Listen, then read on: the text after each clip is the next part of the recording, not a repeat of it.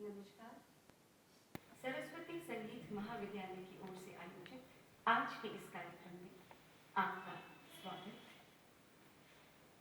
कथक के विलक्षण गुरु के नाम से आयोजित बैठकों का सिलसिला हम आज इस बैठक से शुरू कर रहे हैं, जिसमें गुरुजी, मैं और मेरा कथक विषय पर बोलेंगे।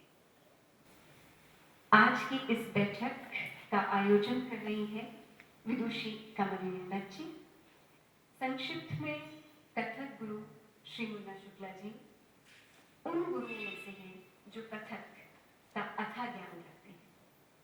वातावरण से हम प्रभावित होते हैं, किंतु जहाँ गुरु जी होते हैं वहाँ वातावरण उनसे प्रभावित होता है और ऐसे खुशनुमा माहौल में हम ज्ञान अर्जित करते हैं। यथार्थ में कथक की सुंदरता क्या है, ये अपने बातचीत, भाषण, प्रस्तुतियों और रचनाओं से ही समझाते हैं। गुरुजी अपने श्रोताओं और शिष्यों को अपनी अनगिनत कहानियों द्वारा नृत्य कला की गहराई समझाते हैं। उनकी कहानियां मनोरंजक होने के साथ साथ उनके शिष्यों के जीवन पर गहरा प्रभाव डालती है। आज की इस बैठक का आयोजन कर रही है विदुषी कमलिनी दत्त जी। कमलिनी जी एक ऐसी मजी हुई शख्सियत हैं जिन्होंने 39 वर्षों तक दूरदर्शन में इलेक्ट्रॉनिक आर्ट में नए नए प्रयोग किए और जनता, कलाकारों तथा मीडिया विशेषज्ञों द्वारा प्रशंसा पाई। 2002 में डीडी भारती और 2003 में डीडी आर्काइव्स का निर्माण किया और 2010 में आप सीनियर डायरेक्टर दूरदर्शन आर्काइव्स के पद से सेवानिवृत्त हुई। नृत्य की बात करें तो ये भरतनाट्यम, कुचिपुड़ी और ओडिसी में निपुण है और आजकल भरतनाट्यम के उभरते हुए कलाकारों का मार्गदर्शन कर रही है। मैं निवेदन करती हूँ कमलिनी जी से कि आज की बैठक की शुरुआत करें। धन्यवाद। गुरुभ्यो नमः, गुरुवे नमः। नृत्य जो भी हो, चाहे कथक हो या भरतनाट्यम हो, अलग अलग भाषाएं जरूर हैं, लेकिन नृत्य का प्रयोजन, नृत्य का उद्देश्य एक ही है। गुरु मुन्ना शुक्ला जी से छोटे छोटे टुकड़ों में जब तक मेरी बात हो भी रही है, वार्तालाप होता रहा है और मैंने ये पाया कि ये एक चिंतनशील गुरु है। केवल नृत्य सिखाने, नृत्य करने तक सीमित नहीं, नृत्य के बारे में हर वक्त सोचते रहते हैं। हर समय सांस लेते वक्त प्राण के साथ नृत्य इनमें बसा हुआ है। आज के शीर्षक को ध्यान में रखते हुए मुझे माफ कीजिएगा गुरुजी, कुछ मैं ऐसे प्रश्न पूछूंगी जो थोड़ा सा रहस्यात्मक हो, लेकिन आपसे साधारण प्रश्न पूछने का मेरा कोई मतलब बनता नहीं है। सामान्य प्रश्न पूछा आपने, कथक कब से शुरू किया, क्या हुआ, कौन सी परंपरा में आप घराना की हो, सब तो होगा ही, आप तो बोलेंगे ही वो सब कुछ। लेकिन प्रश्न मैं वो करना चाहती हूँ जिससे आप अपने मन की बात कह सकें, मन की गहराई की बात कह सकें जी। तो सबसे पहले ये पूछती हूँ आपसे कि कथक में आपने प्रवेश किया या आपने कथक में प्रवेश किया? मैं आपसे इजाजत लेते हुए ये सत्र शुरू करने से पहले कुछ कहना चाहता हूँ। ये स्टूडेंट्स जो यहाँ बैठे हैं, छात्रगण, उनके लिए ये मेरा खास संदेश है। रुचि सैनी ने जब 2.5-3 साल पहले मुझसे डॉक्यूमेंट्री बनाने की बात की तो मैंने इनको ये आश्वासन दिया कि मैं जितनी मदद कर सकता हूँ मैं उतनी मदद आपकी करूँगा। मटेरियल से फोटोग्राफ्स वगैरह वगैरह, इनकी लगन, इनकी चाहत, संगीत से प्रेम और डेडिकेशन, ये सब देख के मैंने ये कबूल किया और इन्होंने बाखूबी उसको निभाया। और मेरी सबसे बड़ी इच्छा ये है, आप लोगों से भी है, कि जितने भी बड़े कलाकार हों, गायन, वादन या नृत्य, उनको सुनिए, उनको देखिए। ये सौभाग्य बड़ी मुश्किल से मिलता है। चाहे आप कितने भी व्यस्त हो जीवन में, कोई पहचानते ही नहीं किसी को। तो मैंने सोचा कि जो भी डॉक्यूमेंट्री में लोग बोलेंगे, उनसे रुचि की मुलाकात हो, इनको ये पता लगे कि कितना कष्ट होता है कुछ करने में। कहीं 10 बार आपको जाना पड़ेगा, 10 बार आना पड़ेगा, कोई डेट देगा, कोई डेट नहीं देगा, उनकी क्या डिमांड है। उस दौर से गुजरे, कम से कम उन लोगों का दर्शन तो कर ले जिनका नहीं कर पाए। दुर्भाग्य है। जैसे हमने किया, अक्षर महाराज जी को देखा, लक्ष्मण महाराज जी को देखा, बिरजू महाराज जी को देखा। आप लोग खाली ये किताबों में पढ़ेंगे, किताबों में चित्र देखेंगे, और उस कष्ट को इन्होंने बाखूबी निभाया। जहां जहां भी डॉक्यूमेंट्री दिखाई गई, लोगों ने प्रशंसा किया, और कभी भी मैंने इनके चेहरे पे शिकन नहीं देखी कि किसी चीज से घबरा गए, सतत लगी नहीं। और ये सब इनकी कथक के प्रति भक्ति है और लखनऊ घराने के प्रति है। घराना कोई भी हो, उनको जो अच्छा लगा उन्होंने किया, इसलिए उनको बहुत बहुत शुभकामनाएं मेरी।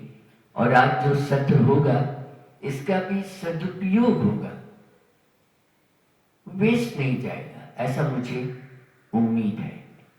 इसके साथ हम आज के विचारों पे करेंगे, और आप लोगों को कोई भी प्रश्न पूछना हो तो आप पूछेंगे, मैम ने कहा होगा, लेकिन इस विषय से जुड़ी बात करिएगा। कभी कभी हमने देखा सेमिनार में लोग गुरुओं से निकालने के लिए कुछ भी प्रश्न कर देते हैं, वाजिब हो या ना हो, और बहुत मैं इन चीजों का अभ्यस्त हूं। आज बस इतना ही कहूंगा, मैं भी अक्का की बात सुनूंगा मैं जी। जी, तो मेरा पहला प्रश्न यही है कि आपने कथक को चुना या कथक ने आपको चुना? एक छोटी सी, इसके पहले हम आपको भूमिका बताएं कि मुझे पढ़ने लिखने का बहुत शौक था और क्लर्क बनना नहीं था, किसी के अंडर काम करने की इच्छा नहीं थी। टॉप क्लास में काम करेंगे तो टॉप क्लास में करेंगे, नहीं तो नहीं करेंगे। जब पढ़ाई नहीं हो सकी और मेरी माँ कहने लगी, अपने घर का काम करो, जो नाच है नाच तो करो। लेकिन शुरू से मुझे लगा, देखने वाले पॉपकॉर्न खाते हैं, अपने घर की बातें करते हैं फ्रेंड के साथ बैठ के, नृत्य देखता कहाँ है कोई? देखना भी एक कला है। आप इतनी मेहनत करके, रियाज करके जाते हैं स्टेज पे, या अपनी कला को दिखाने या जीवन में अध्ययन करते हैं, ये सब देखता कहाँ है कोई? और जो देखते भी हैं उनको जानकारी कहाँ है? ये मुझे बहुत खाती थी बात, बहुत खाती थी। इसलिए मैंने सोचा मैं करूंगा ही नहीं। लेकिन किस्मत, आपकी प्रश्न का जवाब दे रहा हूं, किस्मत यही लानी थी मुझे, किस्मत को यही लाना था मुझे। और जब मेरी पढ़ाई नहीं हो सकी तो मैंने अपने घर का काम सीखना शुरू किया। और रुचि सैनी जी के जो पति हैं, मैं वापस सवाल के जवाब दूंगा क्या, वो कहते हैं, कहाँ ढूंढे से किसी को खुदा मिलता है, जिससे वो ढूंढे उसे खुदा मिलता है। उनका ये शेर मेरे जहन में घुस गया। सभी पूजा करते हैं, सभी पुजारी हैं, लेकिन सबको तो भगवान नहीं मिलता ना, मिलता ही नहीं। तो मैं नृत्य की खोज में था, लेकिन नृत्य ने मुझे खोज लिया। और फिर मैंने जब सोचा कि जब मुझे यही करना है, तो मैं डूबता चला गया, डूबता चला गया, डूबता चला गया। मुझे घर, परिवार, खाना पीना, ये सब जो साधन है, इनकी लगन पीछे छूट गई और मैं आगे बढ़ता चला गया। रात भर भी प्रोग्राम चले तो मैं बैठा रहूंगा, रात भर भी अच्छा सुनने को मिले तो मैं सुनता रहूंगा, लेकिन कुछ सीखने को मिले, वहां से कुछ सीखने को मिले, जब नृत्य अच्छा तो लगे तब तो बैठे रहे। तो इस तरह नृत्य ने मुझे ढूंढ लिया और मैंने नृत्य को पा लिया। इस तरह से यात्रा शुरू हुई हमारी। जी, आप घराने से हैं, इसलिए आपको कथक विरासत में मिली हुई जी। है। लेकिन आपको कथक से क्या चाहिए?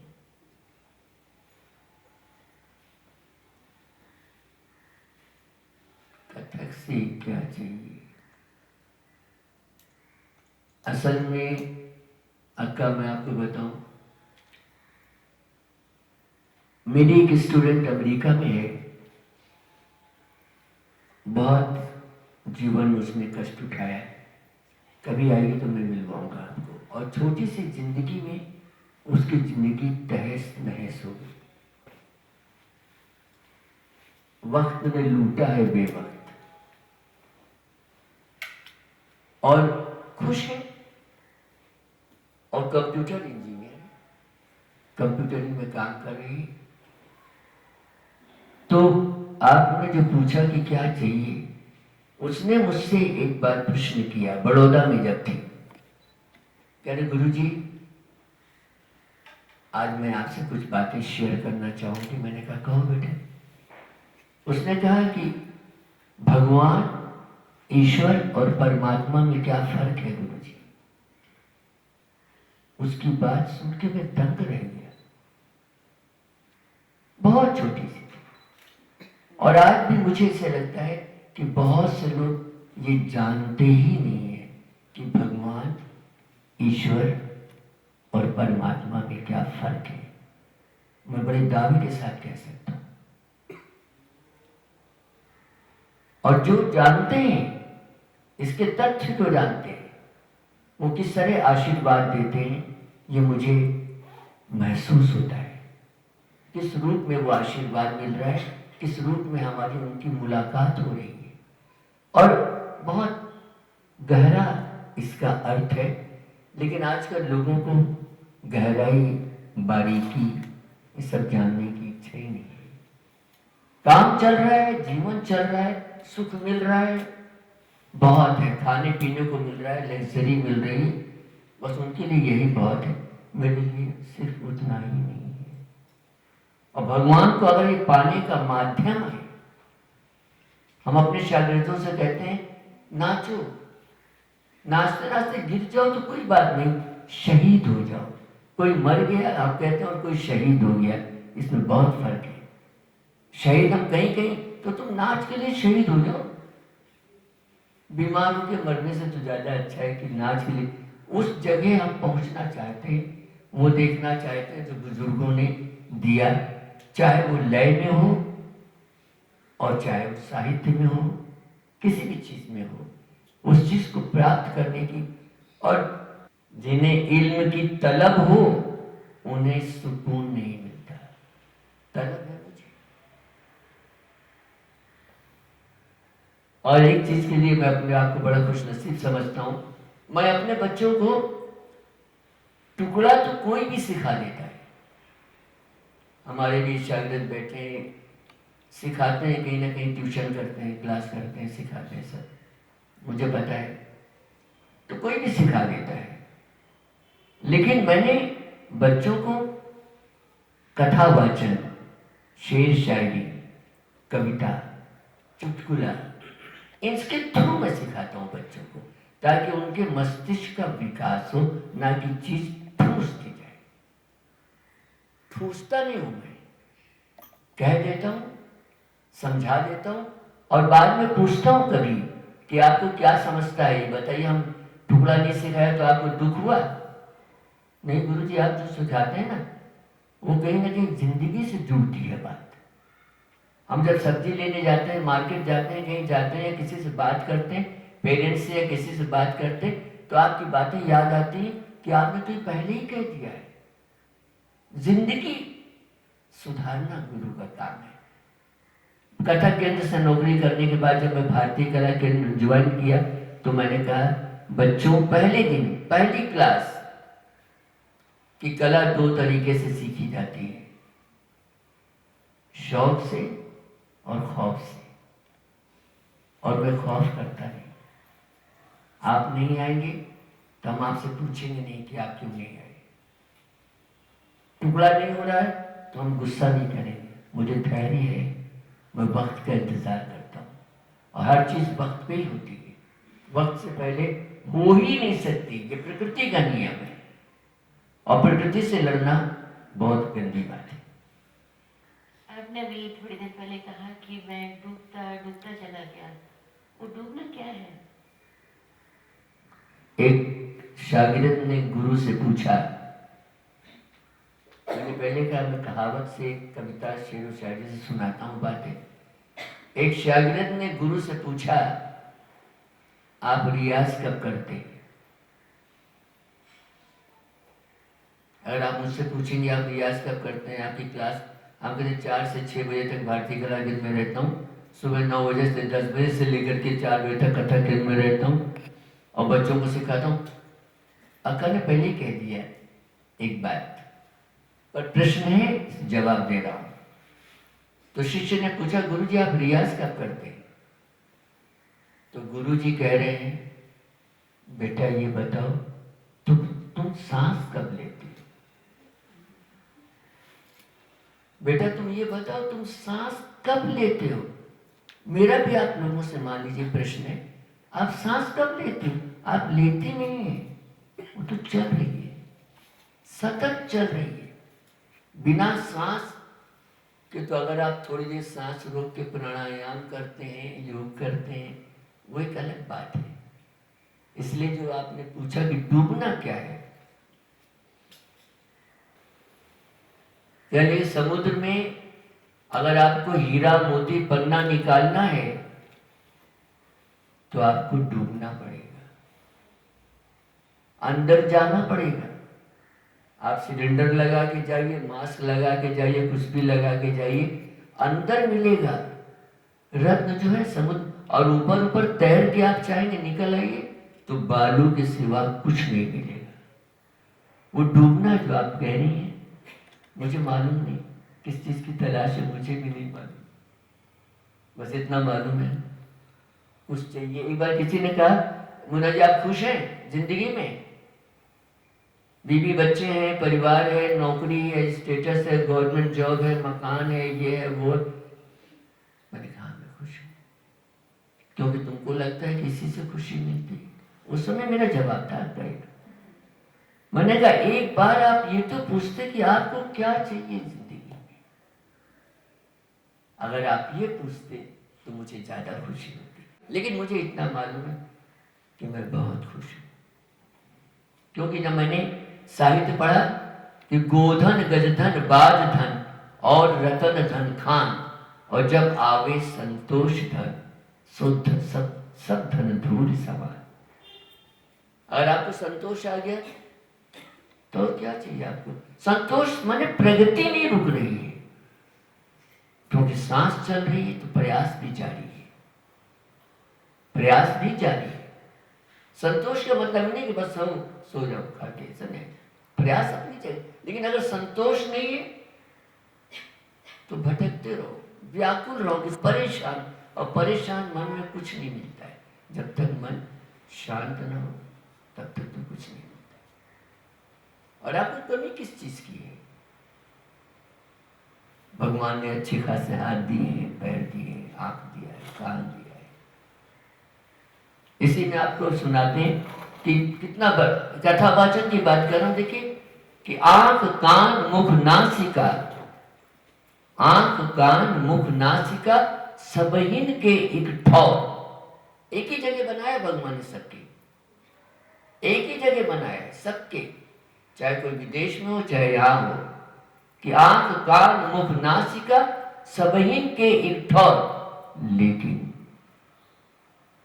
देखबो सुनबो बोलबो, देखबो देखना, बोलबो सुनबो चतुरन के कुछ और। जो चतुर इंसान है वो क्या बोल रहे हैं, क्या देख रहे हैं, क्या सुन रहे हैं। बोलते तो सभी हैं, लेकिन क्या बोल रहे हैं, कैसा बोल रहे हैं। तो इस तरह कथा वाचन और कविता शेरों शायरी से मैं बच्चों को सिखाता हूँ। और कभी कभी टुकड़े से ज़्यादा उनको मेरी कहानियाँ बड़ी अच्छी लगती हैं। हमारे टुकड़ा सीखने के बजाय या तो तंग आ गए या बोर हो गए, मुझे नहीं मालूम कि।